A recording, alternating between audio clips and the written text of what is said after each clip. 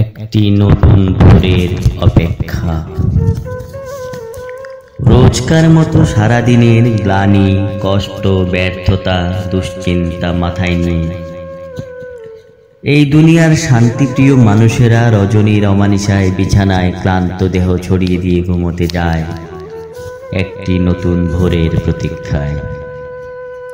অর্ধরজনী এই ভেবেই পার হয়ে যায় পরের সকালটা নতুন বার্তা নিয়ে শুরু হবে। দুনিয়ার তাবৎ বিবেক বিবর্জিত ক্ষমতাধরেরা ঘোষণা করবে আর যুদ্ধ নয়, অন্যায়ভাবে স্থাপিত ঘাঁটিগুলো থেকে অনিচ্ছাকৃত যুদ্ধে যাওয়া সৈনিকদের ফিরিয়ে নেওয়া হবে নিজ দেশে। অন্যের দখলকৃত জায়গা ফিরিয়ে দিয়ে ক্ষমা চাইবে দখলদার। সিন্ডিকেট ভেঙে বাজারের সকল পণ্য ন্যায্য দামে বিক্রি করবে দোকানিরা। নিশ্চিন্তে বাড়ি ফিরবে সকল শিক্ষার্থী। পথ রোধ করে দাঁড়াবে না আর কোনো সন্ত্রাসী।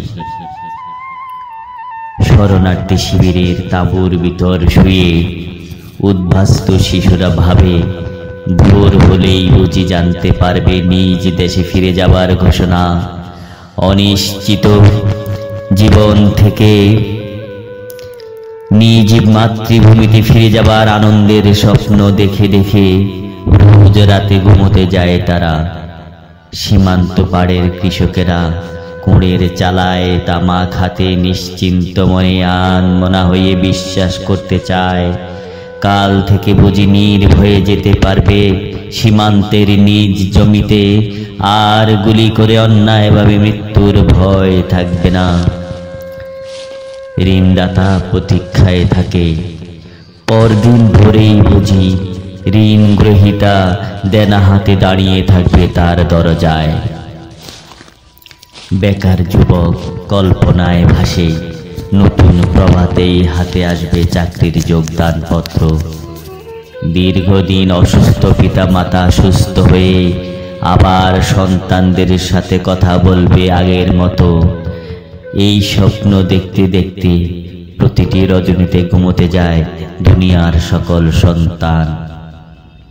মুক্তিযুদ্ধে সন্তান হারানো মা এই ভেবে রাত পার করে দেয়। ভোর হতেই বুঝি উঠোনে দাঁড়িয়ে মা বলে চিৎকার করবে তার সন্তান। আর এক ছুটে সন্তানকে বুকে জড়িয়ে ধরে অজর নয়নে কান্না করবে মা।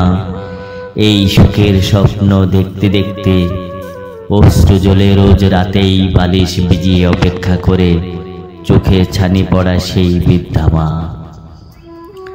আর পৃথিবীর সকল মানুষের আশার বাণী নিয়ে কলম হাতে প্রতিটি রজনীতে দুনিয়ার কোথাও না কোথাও কোনো এক কবি নতুন সূর্যোদয়ের কাব্যগাথা রচনা করতে করতে প্রতীক্ষা করে নতুন একটি ভোরের।